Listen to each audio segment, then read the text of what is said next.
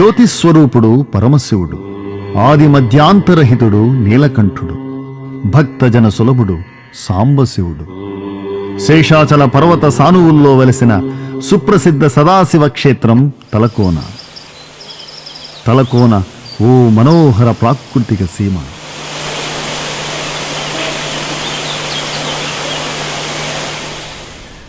ఎటు చూసినా చిక్కటి చెట్లు, చక్కటి పరిసరాలతో కూడిన నయనానందకర ప్రదేశం.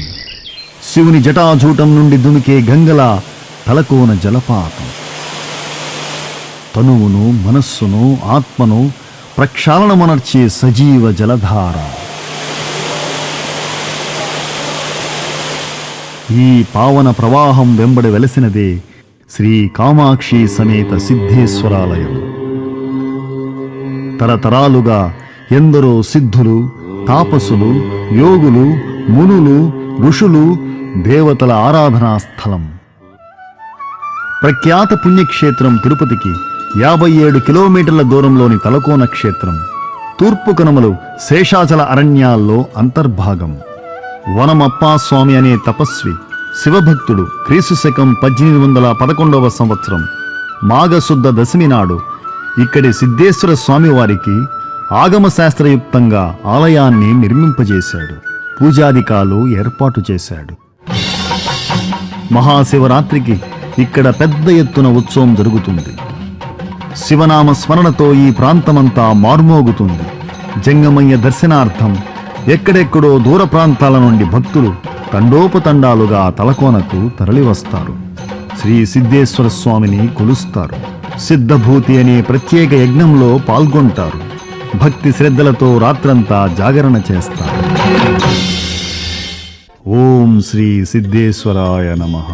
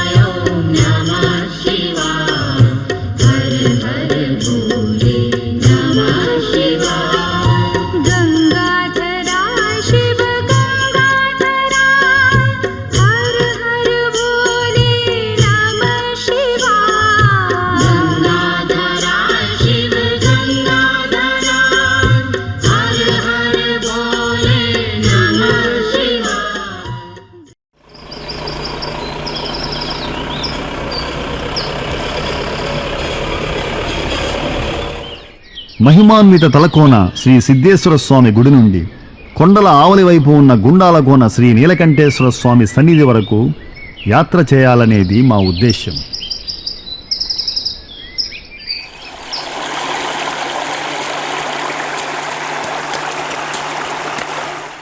భౌగోళికంగా చెప్పాలంటే చిత్తూరు జిల్లాలోని తలకోన శివక్షేత్రం నుండి కడప జిల్లాలోని గుండాలకోనేశ్వర క్షేత్రానికి మా ప్రయాణ గమ్యం. చిత్తూరు, కడప జిల్లాల ఉమ్మడి అటవీ ప్రాంతం శ్రీ వెంకటేశ్వర అభయారణ్యం. ఈ రక్షితాటవి గుండా పురాతన కాలిబాట మీదుగా మా యాత్ర.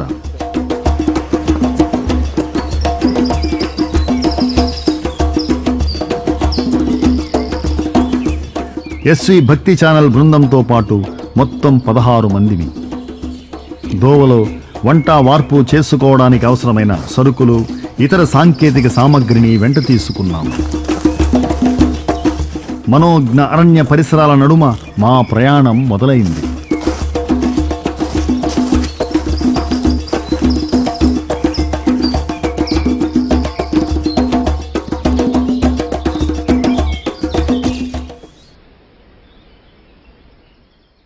గొడుగుల రేవు దగ్గర సిద్ధక్క ప్రత్యక్షమయ్యింది. శివలీలలను గానం చేస్తూ భక్తులు, పర్యాటకులు ఇచ్చే 10వ పరకతో తలకోన పుణ్యక్షేత్రములో కాలం గడుపుతూ ఉంటుంది. భారతదేశంలో ధార్మిక వ్యాప్తికి ఇలాంటి విస్మృత కళాకారుల కళా వ్యాసంగం విస్మరించరానిది.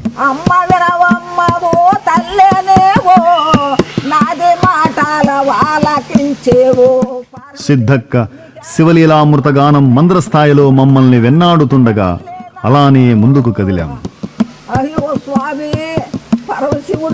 భక్తులు, సందర్శకుల సౌకర్యార్థం అటవీ శాఖ వారు ఇక్కడ కొన్ని ఏర్పాట్లు చేశారు. మెట్ల దోవలు క్రమబద్ధీకరించారు. లోయలోకి పడిపోకుండా కమ్ముల రైలింగ్ అమర్చారు. పర్యావరణ పరిరక్షణ నినాదాలు రాశారు. పరమశివుని ఢమరుక ధ్వని, జలపాత హోరు. ఏనుగు తొండాలతో కుమ్మరించినట్లు మన్ను మిన్ను ఏకం చేస్తూ జోరుగా జలధార.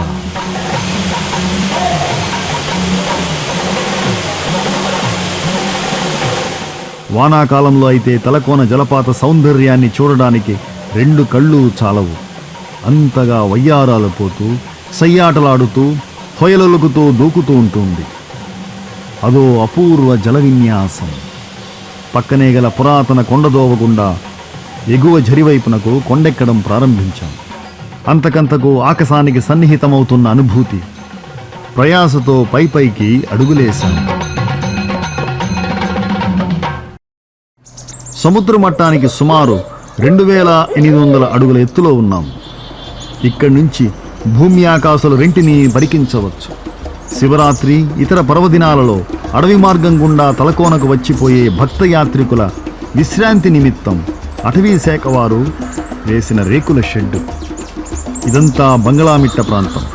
అడవుల ఆజమాయిషీలో భాగంగా గతంలో బ్రిటిష్ వారు కట్టిన బంగళాలు ఇక్కడ ఉన్నాయి. అందువల్ల ఈ ప్రాంతానికి బంగళామిట్ట అని పేరు. ఇక్కడి నుంచి కొంచెం ముందుకెళితే తలకోన నెత్తిన గల 2-3 చిన్నపాటి జలపాతాలు దర్శనమిస్తాయి.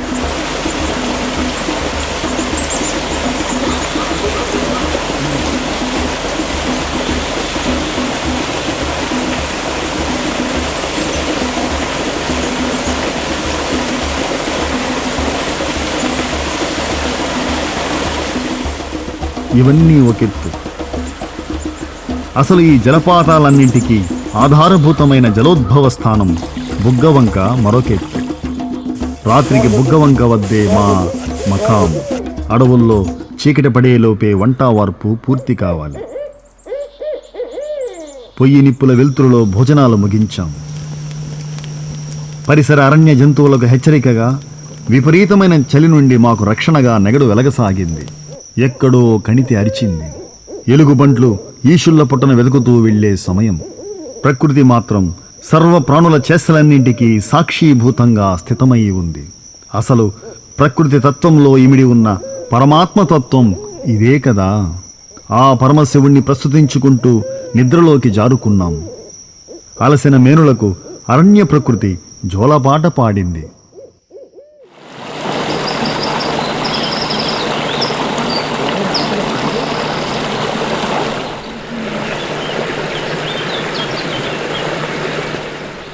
రెండో రోజు పక్షుల కోకోల సంగీత స్వనాలతో మేలుకున్నాం. ఉదయాన్నే కసరత్తు చేస్తున్నట్లున్నాయి బెట్టుడతలు. పారాచూట్ లాంటి నిర్మాణం కలిగిన విప్పార్చిన చేతులతో ఒక కొమ్మపై నుండి మరో కొమ్మపైకి ఉల్లాసంగా దుముకుతున్నాయి.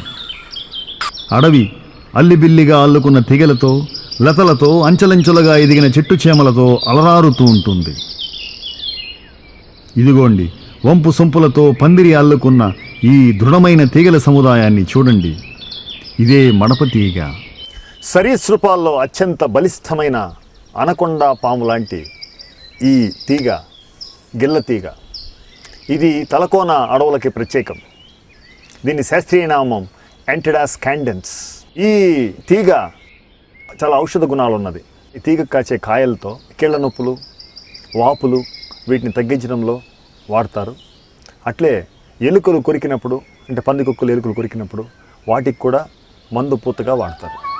గడిచిన తొలి రోజు నాటి అనుభవాల సారాన్ని దట్టించుకున్న శరీరాలతో మలినాటి ప్రయాణానికి సంసిద్ధమయ్యాం.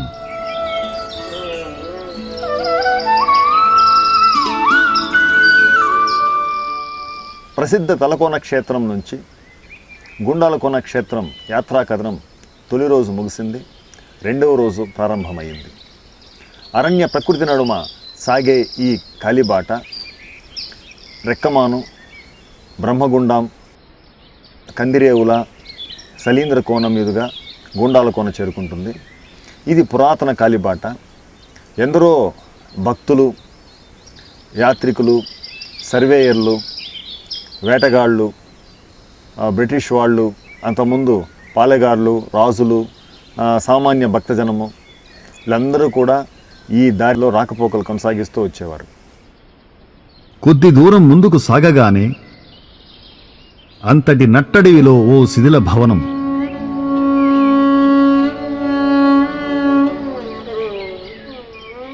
ఒకప్పుడు ఉజ్వలంగా వెలిగినట్లుంది. నేడు విరిగిపడిన గోడలతో, నేలరాలిన పైకప్పుతో నిర్వేదంగా నిలుచుని ఉంది. మన దేశ స్వాతంత్రానికి మునుపు పాలించినటువంటి బ్రిటిష్ వారి అడవుల ఆజమాయిషికి గుర్తు ఈ శిథిల బంగళా. అటవీ చట్టాలు వాటి పర్యవేక్షణలో భాగంగా బ్రిటిష్ వాళ్ళు అడవుల్లో అనేక చోట్ల ఇలాంటి బంగళాలు కట్టారు. ఆ కాలంలో బ్రిటిష్ అధికారులు, సర్వేయర్లు, హంటర్సు, ప్రకృతి ప్రేమికులు వీళ్ళందరూ కూడా వచ్చి వెళ్ళడానికి అనువుగా ఈ బంగళాలు నిర్మించారు. ఈ బంగళాలు 20వ శతాబ్దపు ప్రథమార్థంలో కట్టారు. ప్రస్తుతము ఆలనా పాలన లేక మొండి గోడలతో దర్శనమిస్తున్నాయి.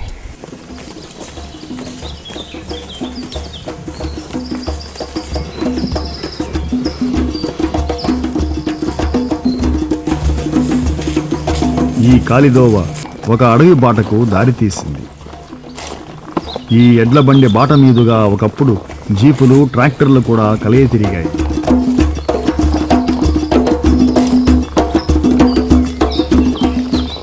పసిపాపల్లా నవ్వులు కురిపిస్తూ అడవి గోగుపూలు. శిశిర ఋతువులో మొగ్గ తొడిగి మాఘమాసంలో పసుపచ్చని పూలు పూస్తాయి. అనేక ఔషధ గుణాలున్న ఈ గోగు మొక్క అడవికే అలంకారం. రెక్కమాను పెంట 3 దోవలకు కేంద్రం. మార్గనిర్దేశం చేసే ఈ రెక్కమాను కొయ్యను అటవీ అధికారులు పాతారు. ప్రస్తుతం రెక్కమాను జంక్షన్ దగ్గరకు వచ్చాం మనం. రెక్కమాను అనేది తలకోన అడవుల్లోని కీలకమైనటువంటి ఒక ప్రదేశము. ఈ రెక్కమాన్ నుంచి 3 దారులుగా చీలుతుంది. ఒకటి తలకోన నుంచి వచ్చిన దారి, అది ఎదురిగి మేము ప్రయాణించిన దారి. ఇక్కడి నుంచి ఒకటి గుండంపెంట, ఒకటి వచ్చి మొగిలిపెంట, అట్లా 3 దారులుగా చీలుతుంది. ఇక్కడి నుంచి దాదాపు ఒక 10-11 కిలోమీటర్ల దూరంలో మొగిలిపెంట ఉంది. అక్కడ రుద్రగల తీర్థం లేదా యుద్ధగల తీర్థం అనేటువంటి ఒక ప్రఖ్యాత తీర్థం ఉంది. అక్కడ తిరుమల 108 దివ్య తీర్థాల్లో అది తలమానికమైంది. ఆ తీర్థం దగ్గరే చరిత్ర పూర్వయుగం నాటి, అంటే సుమారు 10,000 ఏళ్ల క్రితం నాటి ఎగువ శిలా రాతి యుగం నాటి మనుషుల యొక్క చిత్ర కళా అవశేషాలు ఉన్నాయి. అక్కడ ఉన్నటువంటి పెయింటింగ్స్, ఆర్ట్ అదంతా కూడా ప్రపంచ ప్రఖ్యాతి చెందింది, అంతర్జాతీయ ఖ్యాతి చెందింది. ఇటుపోతే ఇంకా గుండంపెంటకి మేము ఇప్పుడు బయలుదేరబోయేది గుండంపెంట. ఈ గుండంపెంట నేరుగా మా యొక్క డెస్టినీ ఏదైతే ఉందో అదే గుండాల కోనకి దారితీస్తుంది. మేము ఇప్పుడు అక్కడ బయలుదేరుతున్నాం. శేషాచల అరణ్యం నిగూఢ రహస్యాల నెచ్చిలి. మిగతా చాలా చోట్లలాగా ఈ అడవుల్లో మానవ సంచారం తక్కువ. ఊళ్ళు, గూడేలు కరువు. రక్తనాళాల్లా దోవలు నలుపక్కలా వ్యాపించి ఉంటాయి. దారి తప్పితే ఇక అంతే సంగతులు. బయటపడడం చాలా కష్టం. అందుకే అడవుల్లో తిరిగేటప్పుడు అనుభవజ్ఞులైన గైడ్లు తప్పనిసరి.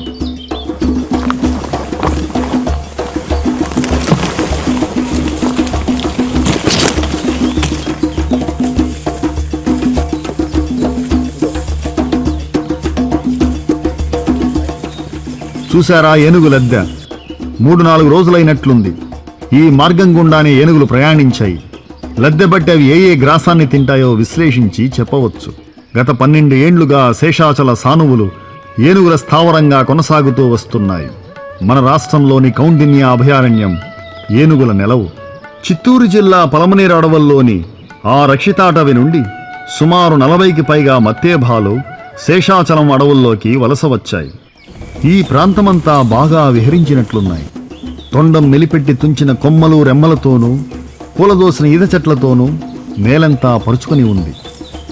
మొత్తం మీద నలుదిక్కులా జాగ్రత్తగా చూసుకుంటూ అప్రమత్తంగా అడుగులేస్తూ గమ్యం వైపు కలిసికట్టుగా కదిలాము.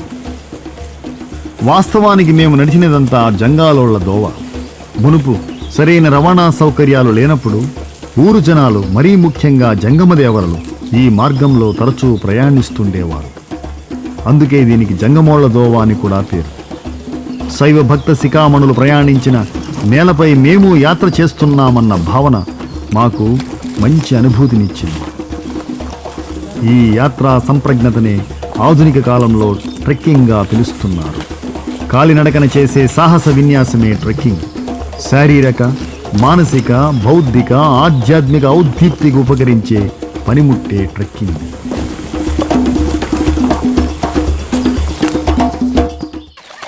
ఓహ్ అద్భుతం! ప్రకృతి కనికట్టు సలీంద్రకోన. ఏ మయబ్రహ్మో అదే పనిగా ఒలితో తొలిచిన పాతాళలోక ముఖద్వారం కాదు గదా. కొన్ని మిలియన్ల సంవత్సరాల క్రితం పుడమి పరిణామ క్రమంలో పురుడు పోసుకున్న ఈ ప్రాకృతిక స్మృతి చిహ్నం సోయగం చూసి తీరవలసిందే గాని మాటల్లో వర్ణించేది కాదు. సూర్య భగవానుని కాంతిరేఖలకు విరిసిన స్వర్ణకమలముల గోధుమ రంగుతో మెరిసే క్వార్ట్జైట్ శిలాకుడ్యాలను వీక్షించి మా మది పులకించింది. తొంగి చూస్తే నేలంటూ ఉందా అనిపించే సలీంద్రకోన మహానిర్మాణానికి మనస్సులోనే నమస్సులర్పించుకున్నాను. సలీంద్రకోనకు ఆవలి పక్క గల దిగుడు ప్రదేశమే గుండాలకోన. ఇక్కడి నుంచే గుండాలకోన శ్రీ నీలకంఠేశ్వర స్వామికి ప్రణామాలర్పించాం. మేము క్షేమంగా ఈ యాత్రను పూర్తి చేసేందుకు ఆశీస్సులు అర్థించాము. సంధ్యాకాలమవుతోంది. సలీంద్రకోన మేని ఆకర్షణ నుండి తెప్పరిల్లి జాగ్రత్తగా అడుగులో అడుగు వేసుకుంటూ కోన అంచున గల కందిరేవుల అనే రసరమ్య ప్రదేశం చేరుకున్నాము.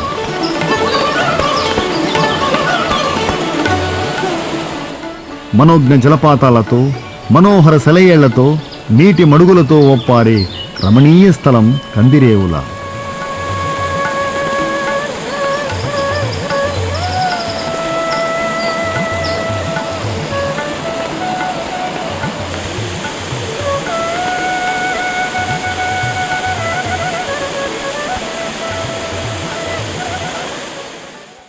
రాత్రి బసకు మా వాళ్ళు అప్పుడే ఏర్పాట్లు మొదలుపెట్టారు.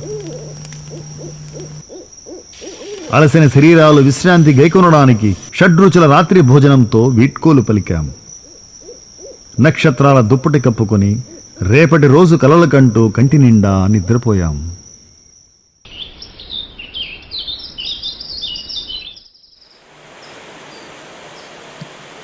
మూడవ రోజు. సెల్ ఫోన్ లేని ప్రపంచం కాబట్టి ఎలాంటి ఉద్వేగాలు లేకుండా ప్రశాంతంగా దైనందిన కార్యక్రమాలు నిర్వర్తించుకున్నాం.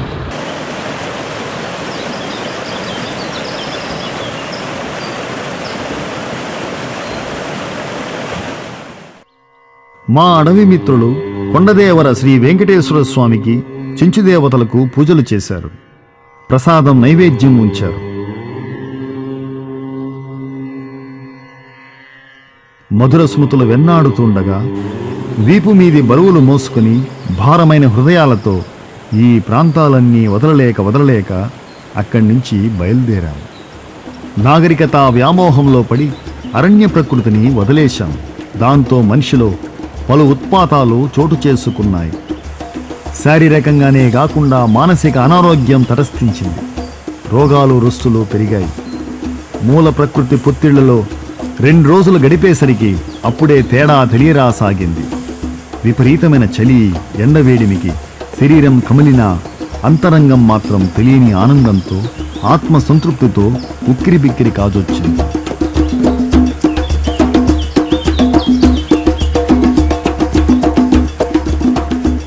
అడవులే ఆది మానవుడికి పురుడు పోశాయి.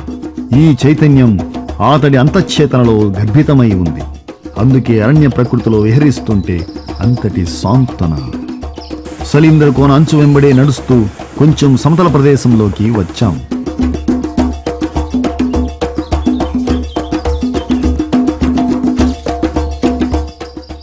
రాకపోకలు మందగించడం వల్ల తోవలన్నీ మూసుకుపోయాయి.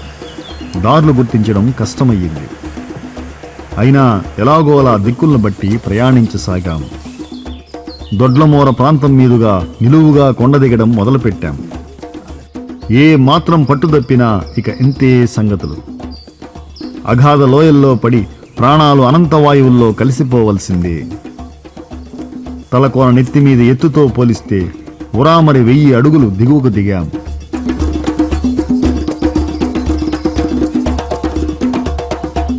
వానాకాలాల్లో మాత్రం ప్రవహించి మిగతా సమయాల్లో రాళ్లు పరిచిన వాగులు వంకలను దాటుకుంటూ మైదాన ప్రాంతంలోకి ప్రవేశించాము.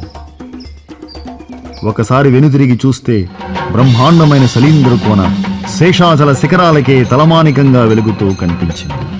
క్షేమంగా మమ్మల్ని నేల చేర్చిన ఆ మార్మికకు మహాకోనకు నమస్కరించాము.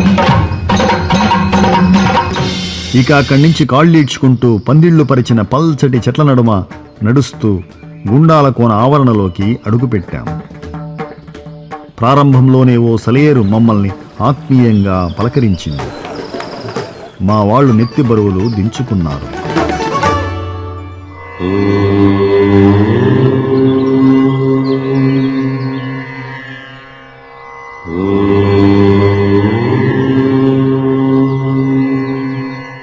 గుండాల కోన ఓ శక్తి క్షేత్రం, ముక్తిదాయక క్షేత్రం. ఇక్కడ ఓం అనే ప్రణవనాదం నిరంతరం ప్రతిధ్వనిస్తూ ఉంటుంది.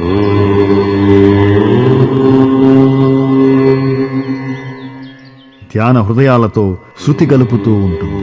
ఒకప్పుడు సిద్ధులు, బైరాగులు, సాధువులు, యోగులు జపతపాలు బాగా నిర్వర్తించినట్లుంది. నేటికి ఆ మహానుభావుల తేజో చైతన్య తరంగాలు మనల్ని ఆవరిస్తాయి, మనలో దైవిక భావనలను ప్రోది చేస్తాయి. ఇక్కడి ప్రధాన దైవం శ్రీ గుండాల కోన నీలకంఠేశ్వర స్వామి, శ్రీ గుండాల కోనేశ్వర స్వామి అని కూడా పిలుస్తారు. ఈ క్షేత్ర మహిమను తెలుసుకొని ఎక్కడెక్కడో సుదూర ప్రాంతాల నుండి కూడా భక్తులు వస్తూ ఉంటారు. అగస్త్య మహాముని ప్రతిష్ఠించిన శివలింగంగా పేరు.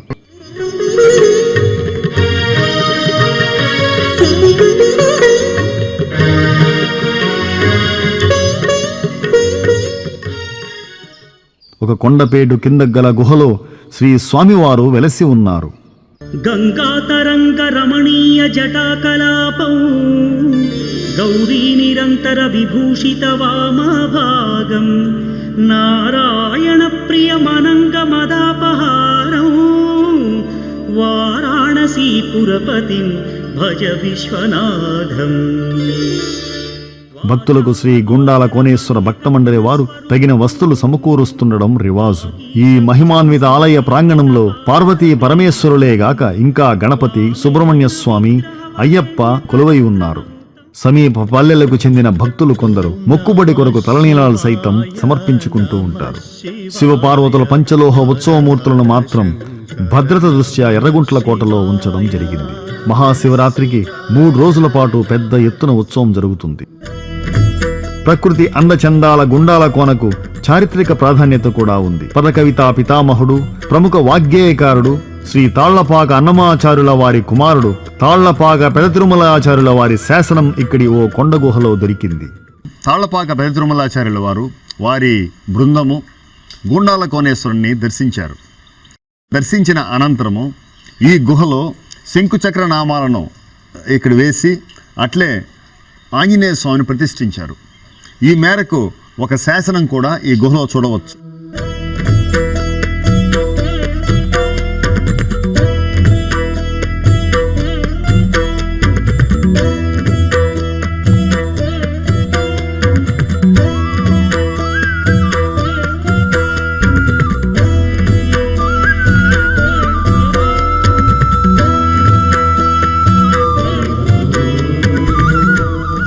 ప్రసిద్ధ పండితుడు బ్రహ్మశ్రీ విద్వాన్ శ్రీ మైనంపాటి వెంకట సుబ్రహ్మణ్యం గారు శాలివాహన శక సంవత్సరం 1459 అంటే క్రీస్తు శకం 1537 సంవత్సరం నాటి పెద తిరుమలయ్య శాసన పాఠాన్ని తొలిసారిగా ప్రస్తావించారు.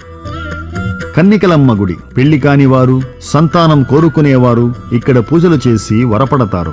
మహాశివరాత్రికి విశేషంగా ఇక్కడ మొక్కులు ఉంటాయి.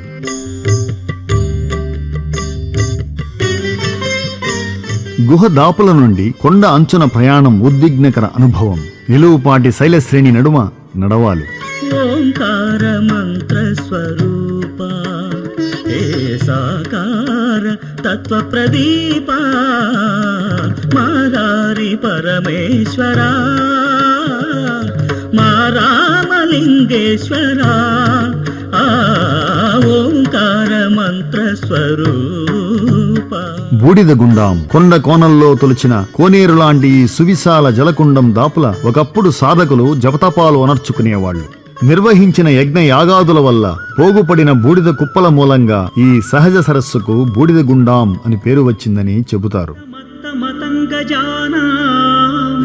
నాగాంతకం ధనుజ పుంగవ పన్నగానాం దావానలం మరణ శోక జరాటవీనాం వారాణసీపురపతిం భజ విశ్వనాథం తేజోమయం సగుణ నిర్గుణమద్వితీయం.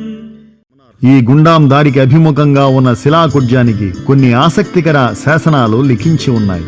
వాటిని పరిష్కరించవలసి ఉంది. తాళ్లపాక పెద తిరుమలయ్యతో వచ్చిన పరివారం పేర్లు సైతం ఇక్కడ చెక్కబడి ఉండడం గమనార్హం.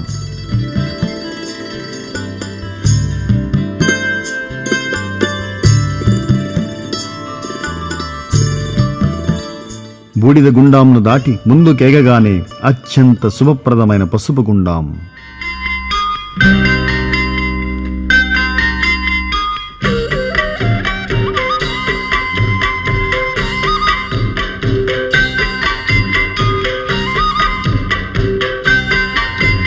గుండాల కోనేశ్వర స్వామి దర్శనార్థం వచ్చిన వారు పవిత్రమైన పసుపు గుండాం దాపుల పూజ చేయడం ఆచారం. నిజానికి తిరుమల 7 కొండలలాగా గుండాల కోన గుండాలు సంఖ్య 7. సప్తజలకుండ ద్రోణి.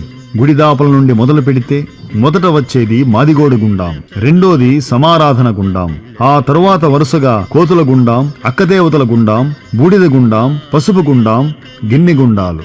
ఈ 7 జలకుండాలు జీవుడిలోని చక్రాలనే సప్త శక్తి క్షేత్రాలకు సంకేతం. సహస్రారంగా భావించే చిట్ట చివరి గిన్నె గుండాంలో మునక వేయడమంటే సాధనతో షట్చక్రాలను ఉత్తేజితం చేసుకుంటూ చివరగా శివ సాయుధ్యం పొందడంగా అంతరార్థం. కుండలిని శక్తికి సంకేతం శివుడి నాగాభరణం. నాగుపాముల మెలకలు తిరిగిన ఈ జలమార్గం గుండా పయనించి అంతిమంగా పరమాత్మతత్వాన్ని పొందడంగా యోగశాస్త్రం ఉవాచ.